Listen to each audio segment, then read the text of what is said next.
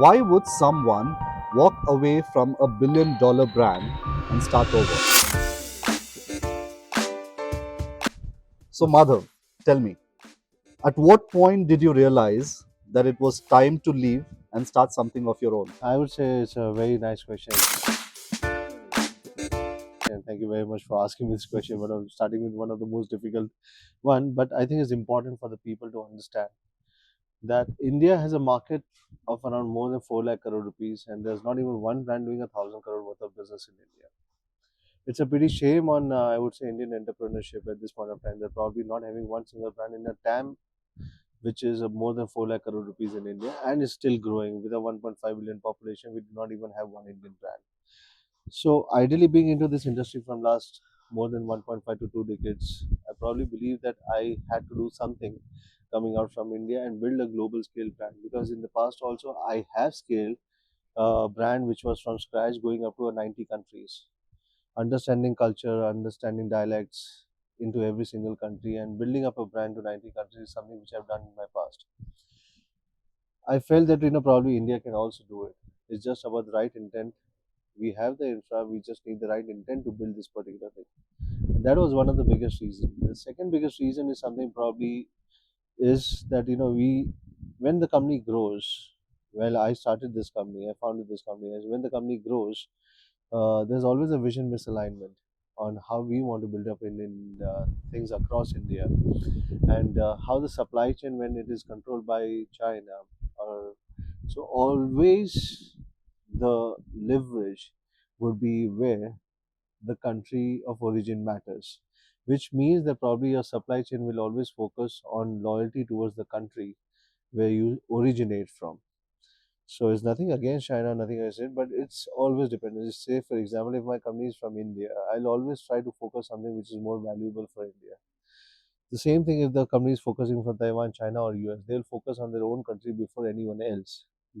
So that was one of the most important and the core reason which I figured out, that probably even if we try to do something for India, being into the foreign company, however the scale of the foreign company would be, I'm not sure how much they would be focused on developing India or using India's consumer more of as a demand market rather than developing something from India. Did you sense there were any limitations that you, as a person or someone with a vision, couldn't achieve? So that could be the reason why you had to leave and start something. Yeah, I would say there's a lot of limitation, but I always used to figure out as the challenges initially, which are the boardroom challenges. So I always call myself as a boardroom Brahmin rather than anything else, because I understand geopolitics, I understand management, and both at the same time. So I think Brahmin is something which I always believe is not about the caste, but is about the craft what the Brahmin brings, because they understand both the management and the legalities around it. So while I was trying to be patient to understand that probably the things will fall in place, the biggest I would say the hurdle is the intent of bringing or doing business in India, or using India as a consumption market, or bringing something in India for a long term purpose, right? Right. So, my objective was to build something in India and scale up in India where there's a population of 1.5 billion. How can we do that? How can we use local talent? How much are we going to rely continuously on the software exports? And how can we build the hardware economy, which is the biggest economy in the world around it as well? How can we build that? Like China exports around $550 billion worth of hardware. Taiwan exports 450 billion. Between these two countries, there are $900 billion worth of exports which are happening, which are manufactured and exported out from here. India hardly doing about 30 billion, and that also re-exports which are imported from certain countries and re-exported back again. There's a huge scope, and which I wanted to build it up. So eventually, I figured out that probably the intent is an issue rather than scaling up in India. Using India's infrastructure was never an intent. Right. Using and building something in India was never an intent. More of using India's demand for the consumption was the intent. Well, now that we have that billion-dollar question aside, quite literally, let's talk about your company, which is AI Plus. So, you've spoken about AI Plus filling a certain white space in the Indian smartphone industry that we currently have. But as trends have changed in the last few years, we've seen that aspirations are no longer blocked by money.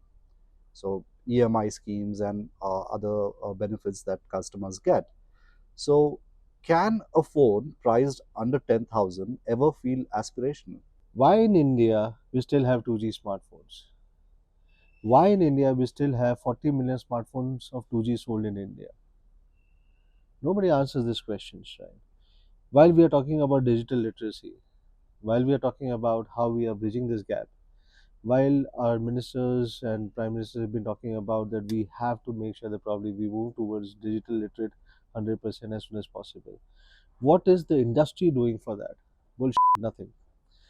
That's where AI Plus started thinking about it, or I started thinking about it. How should I bridge the digital divide gap? So, from a 2G smartphone where the ASPs are around 1500 rupees to a 5G smartphones where the ASP starts from 10,000 rupees, there's a huge gap of price. Right. And this price gap cannot be filled by any aspirations gap. It's more of a need. And until unless you do not feel the need, aspiration is a secondary thing. Aspiration comes when your needs are fulfilled.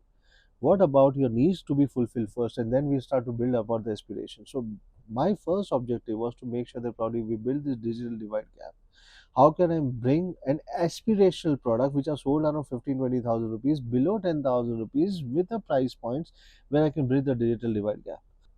So the objective over here is not to earn money only. While I'm not doing any charity, I will earn money and I will make sure that probably the company is profitable, which has always been the goal about it. Because until unless I'm not profitable, the company will not be able to service the consumers which are on the market, right? I'm Right. not like any other Chinese brand like Honor who ran away from India, shutting down the shops overnight, probably stating that probably they're not liable for India. So all these companies who are running in India, they are all asset lights. They do not have any responsibilities or moral obligations towards any consumers, neither the regulations to hold them for the consumers to continue service them over a period of next few years. So how does it really matter for the consumers? The consumers in India below 10,000 rupees are the people who are looking for this digital divide gap. Mm. Where I'm looking for that, they are looking for a product whom they can trust for another 5 years, and using India as just a consumption market. Right. A brand who can bridge the digital divide gap of 1,500 and 10,000 rupees. A brand who can understand them and make sure that probably the constant updates have been sent. Right. That is what it is, more about an aspiration which is a basic need of a consumers, and that is their aspiration as well. But we also say that some phones are overpriced, right?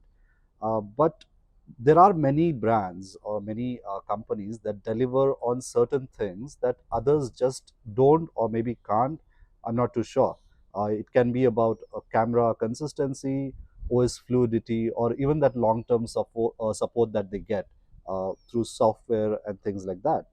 Uh, my question is, how hard is it for a new brand to match that level without burning any capital? If a consumer needs a good updates, our job is to give a good updates. The biggest problem is not about the brands not giving. The biggest problem is brands fooling the consumers at this point of time.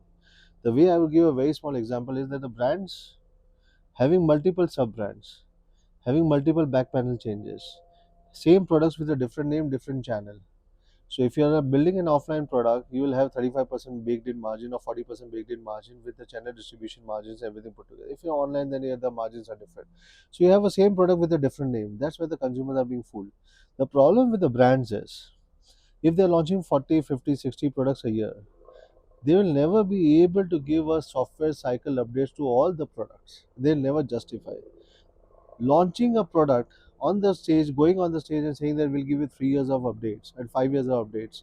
You go through their comments, they are not getting updates even after 1 year because they're launching multiple products. They will never be able to focus on it, Right.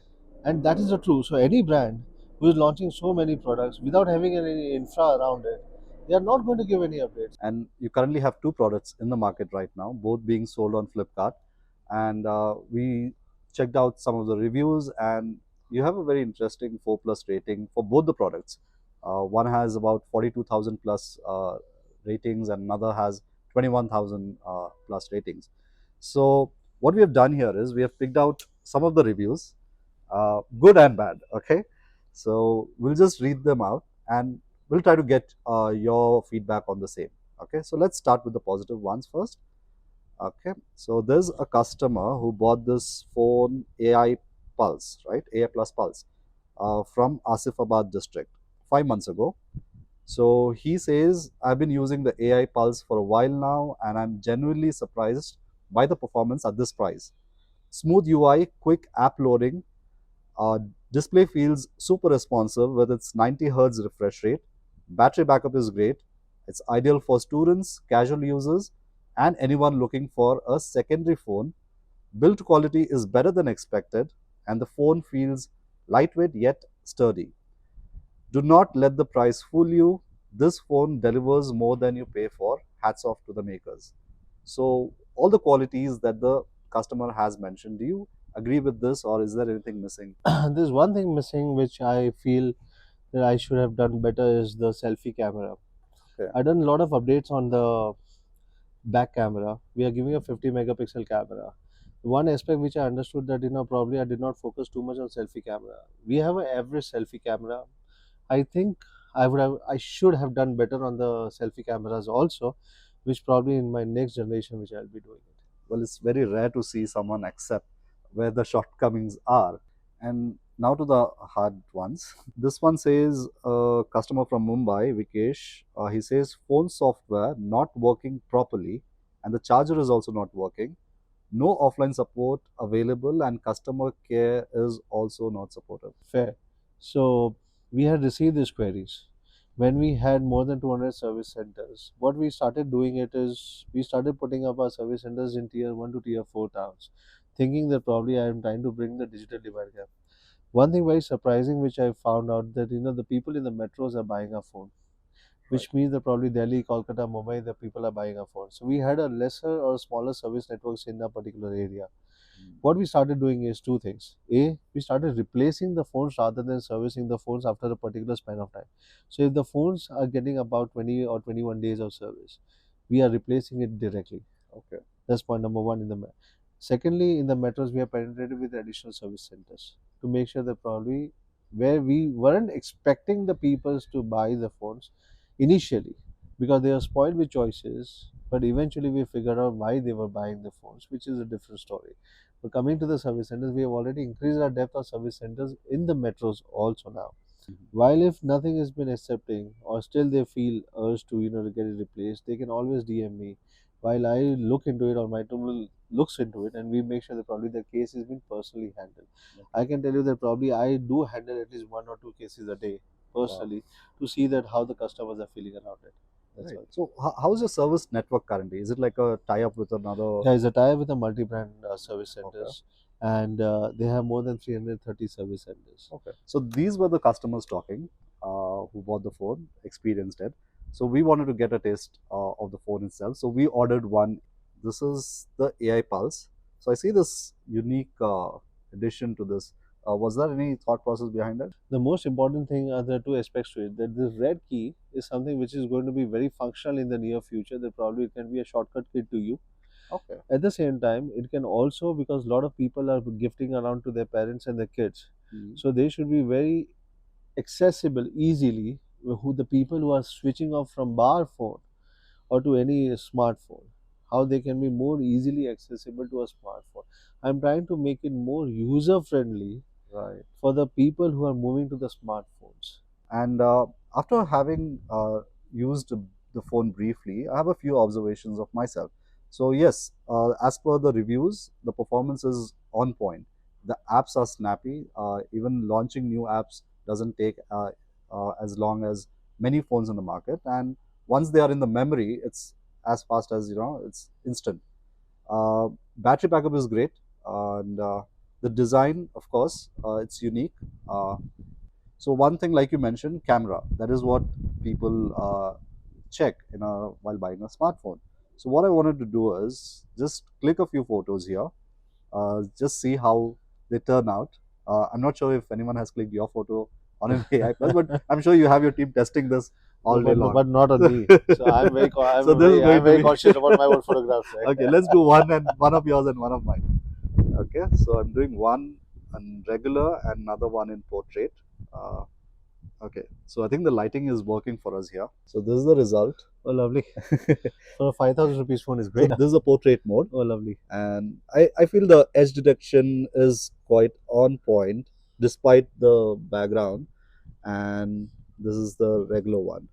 So yeah, let's see the front camera, because now that you have mentioned, I'm just curious to see, because I didn't check out the selfie camera. Right. Okay. Well, yeah. So there is this. Is there some AI processing happening on the image? Okay. Yes, there is an AI processing happening, but I can reduce the noise if I increase the megapixel. For a normal user, they will not be able to understand. But I diverge into too much details, right? Right.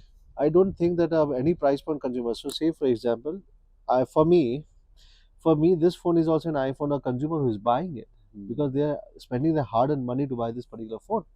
So for them, I want to make sure that probably they get the best out of it. Phone looks good, and this is what I think 7,000 This is price, six five triple nine, five five thousand six five thousand triple nine. rupees. Yeah, Yeah, that five range. triple nine. Right. What is the AI element on the phone at this juncture? Not what's coming, but at this point. There's too much hype about AI. Consumers should not be fooled around for the hype around AI. AI is just another feature which will improvise your productivity. Rather than thinking that probably what AI will completely change up your life, it's something more about that. You'll be more productive towards your day, and the idea of getting more productive is to get more time for yourself. And that Right. is the idea of about AI. That probably how can it reduce your day-to-day costs and help you get more or get find time for more for yourself. And that's what AI is all about. So it's like another camera feature, like 108 megapixel camera, 50 megapixel camera, doing better things for you in your life. I saw one of the most stupidest ad, which I believe it is, that probably you click a picture and you do not need any background. You change the background to some which is a very fancy location. Do you? I don't say that you should not do it, but do you really want to do it, or you want to be real towards your what memories you create in your life, right? So AI is not about having fapping around what you are not. AI is about what you are and how can you improvise yourself. That's a And very interesting perspective. One of the things with the phone is the buying experience itself. So I think we bought it on Flipkart now, and the phone was delivered in what, like 10 minutes. So I think that was the fastest I'd actually placed an order and got it in my hand. right. So, and to think of it, I know that you have had a relationship with Flipkart dating back to Realme days. That was when you moved from Amazon to Flipkart, and that paid off fairly well. So I want to understand your relationship with Flipkart and how it shapes the future with AI Plus going forward. I think the most important thing which I've seen with Flipkart is the DNA. The Okay. DNA matches while they are such a big grown up company, but they still have that DNA of startup. They still have that zeal to do something which is really like a startup. So they still function like a startup ecosystem and they really want to build up something on it. So they'll get on the table, solve the problems, get over it, right? So while you spoke about this 10 minutes delivery, there's a story behind it as well, right? That probably what if I have to go to an offline store for an experience, right? So Flipkart came on the table, they said that probably why can't we deliver in 10 minutes and give that?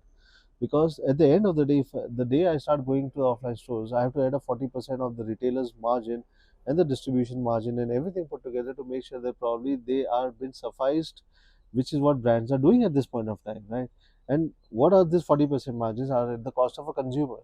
Why we need to pay 40% to a retailer for at the cost of a consumer and increase this digital gap? Rather than that, how can we go to the consumer fast? And that's where we start working on this type of objectives and build something with Flipkart. So hence I said my DNA matches with Flipkart on the objectives of reaching out to the consumers. If I it's not that probably I don't want to expand in offline, but whenever I want to expand in offline, it's like a there's a huge channel cost to it, Mm. and at the end of the day, the consumers have to pay for it. And where I don't think so that the consumers should be paying it, where there's an alternate channel where the consumers can buy it at the same point of time. So beyond these two products that you have right now, I'm told that there is a whole lineup that's being planned. One product that stood out to me personally is a flip phone that is being priced at under 40,000. My question is, product aside, why enter a segment that is still considered a niche in India? Fair question. It's not again about the price point. I only wanted to experiment a segment Okay. with the right product. Why people buy a flip and a fold phone? even the second hand one. Right. What is the reason behind it? When I figure out is the aspiration, Yeah. that people aspire to be different than what your friends are. Which means that if somebody is carrying an iPhone, why can't I carrying a fold phone or a flip phone? What is an alternative to an iPhone? If I really want to be in a Google Android ecosystem, what can be an alternate to it? So it's a flip and a fold phone. Not because of any technology. It's not going to make any difference in technology because your usage is still the same, right? I don't see anybody who using a fold phone opening up and using it apart from the consumption of any content which while they're going on the flights. I don't see anybody opening up 10 times in a day to read it through, but they still use the front screen of it. Right. So the objective was an aspiration. What if I'm able to democratize that aspiration to the masses? That was the another thing which I wanted to test the waters with it. Okay. So is there like a launch timeline for the product yet, Yeah, or it's going to be in Q1 itself, right? people say that foldables are the future of smartphones? What are your thoughts on it? I don't think so. Probably, there foldables in the sense, yeah, there would be more innovations around the displays. Right. I would not say that the folding phones are the future of the smartphone, but yes, there will be a lot of innovations around on the displays. Eventually, how it is going to be uh, unfolded for the consumers, at the end of the day, that's going to be one of the biggest questions. Like, people said that AI glasses will completely change the future. I don't think so. Even Meta started removing people around it, right? Around AI glasses. Um, he has understood to replace smartphone as a hub is not possible. Right. We've been debating this from last 1 decade that what is going to be the next replacement of a hub which will control the entire IoT ecosystem. I have not seen one single device been able to replace it except smartphone being still the center of the hub. Okay. Right. So everybody came, rings came, smart watches came, but they all have been complementing it rather than replacing it. So there's always has been debate: will it replace or will it complement it? And when you look at the entire portfolio, including the products that are going to be launched in the coming months, what's the one consumer problem that you're trying to solve across the platform? First and most important thing is the clarity of product lines. Okay. That's the most that we are clear on what we are giving to the consumers at a particular price proposition. That's one thing, the clarity of thought. Secondly, what we are trying to do is that how I can make sure that probably the data is being stored in India. So we created, when we are talking about the data security, I always believe that while government is trying to convince consumers to be more safer, what is the industry trying to do? I don't think so. Industry is trying to do anything because there is no industry in India. All they are foreign based, so they will not be bothered about Indian consumers' data going out or in, right? Uh, what should be done? Education is one of the most important things which government is also trying to do. But the industry, as a phone, as a smartphone manufacturer, I've created a next privacy dashboard, that how the apps have been taking away your data. What is the current app and how they are taking away your data? Like, say for example, uh, a smaller gaming app, which is just a small gaming app, or a smaller food app, why they are taking your voice data, why they are taking your messages data, why they need that, right? So at least the dashboard gives you that particular clarity that probably this is the apps which are taking away your data. While in India the DPDP Act is still to be implemented, in Europe and US you still have an option to use the app if you are not still sharing the data. In India, the only pity part about it is that we're still not bound by the regulation that we are not choose to deselect what type of data we are not allowed to use or what type of data they can take and what type of data the apps cannot take it. Once that has been done, probably the consumers will have an option not to share the data also and still use the apps. And when we speak about privacy, first thing I want to understand is what is the real cost of putting privacy first while building a product? Intent, because the most important thing is that why would I always question this particular thing in my mind, that why would a new company or a foreign company will store the data in India when they already have the servers backed up over there? Why would they put up an additional infra cost in India until unless they want something to be built up in India? So it's more about the intent. So what we did is with the METI approved servers, we tied up with Google to put up their our data's consumers' most important 30 telemetric data into India, store it into India. That probably it has been stored in Delhi and Mumbai in the METI approved servers in India. So I think that's something which goes with the intent of serving the nation and the country and their users' privacy and respecting the consumers' users' privacy. Right? That's the most important thing because the users need to understand the data has been taken out in left, right, and center in multiple ways. And how the data will be used, we are not aware of it, right? So I think that's something which is more scarier in the near future with the way the world is shaping up right And what is that one thing that is alarming to you about data privacy on phones, but people have generally no idea about it? now. The data has been collected, and we, in the urge of using any app, Hmm. we approve everything because we do not have an option to say no. We say just okay to everything and don't read the terms and conditions of whatever the data has been collected. I think that ease of use versus the urge to understand on what type of things are there. I think that something is more alarming for the consumers to understand that probably at least they should know that how the apps whichever you are trying to use, they are collecting the data out of it, right? And there have been cases in the past where Chinese fintech apps which were banned in India, there were a lot of suicide cases around it, and their data, they used to collect their WhatsApp data, photos, everything, Yeah. which means they have an access to all your personal things when these Chinese apps have started taking it up, right? And they misused it against you, and that's is more scarier for me if it goes masses. And your products are assembled in India, right? They're not completely manufactured because of the restrictions that are there in the market, which is understood. Uh, but so are many other companies, even international players, assembling products in India as well. What I want to understand is how is your approach different from these other players? A very good question. So let me understand and tell you one thing.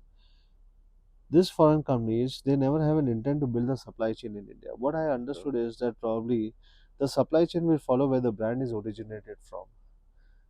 While the brands are 80% of the brands are in China, your supply chain negotiations, everything happens over there. Why the supply chain since last 20 years not been built in India?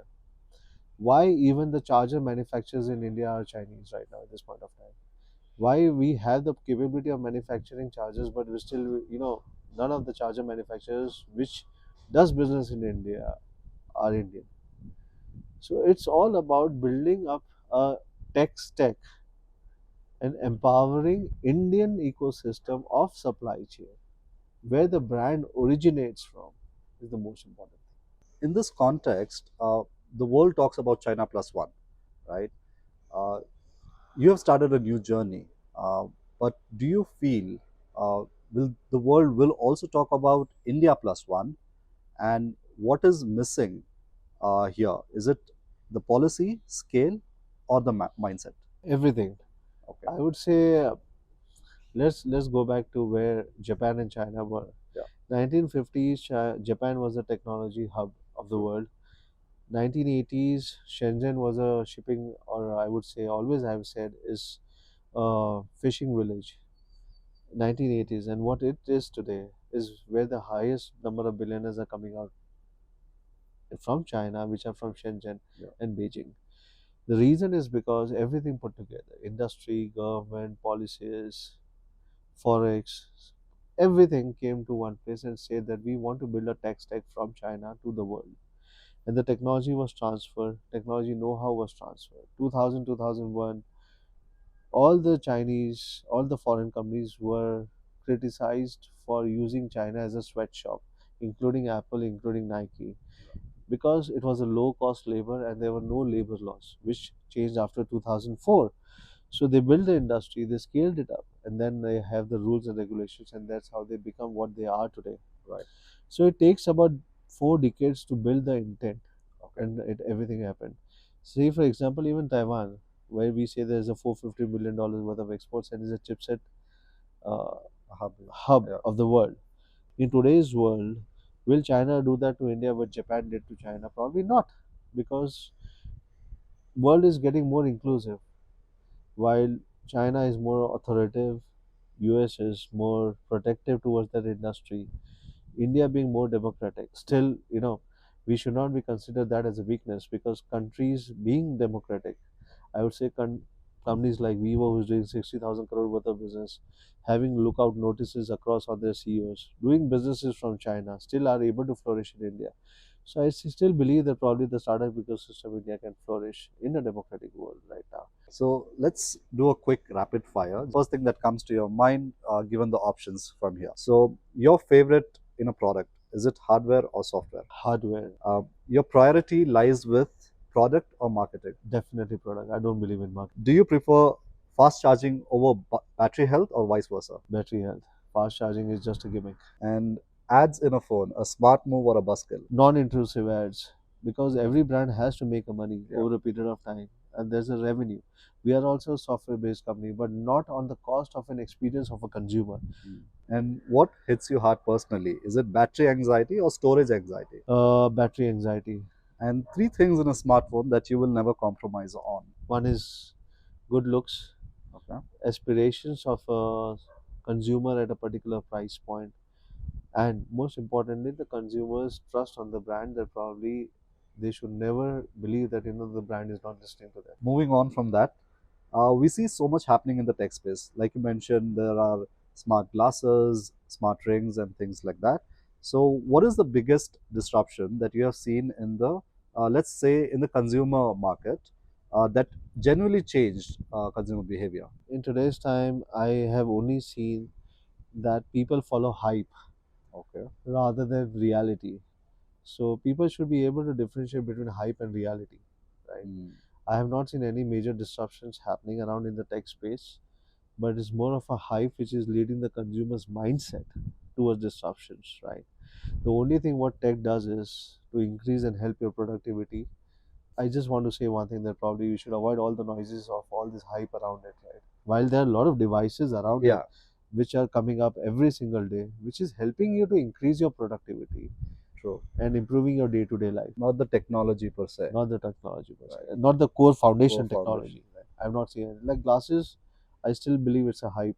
Okay. Uh, I have not seen anything. Ring is a waste, right? So all of this type of things, I don't see that probably we should be focusing on it. Walking away from something most people would never leave. But looking at next quantum tech or AI plus, as we can say, uh, was starting all over again worth it? And would you do it all over again? Probably AI Plus was worth starting all over again, for Okay. sure.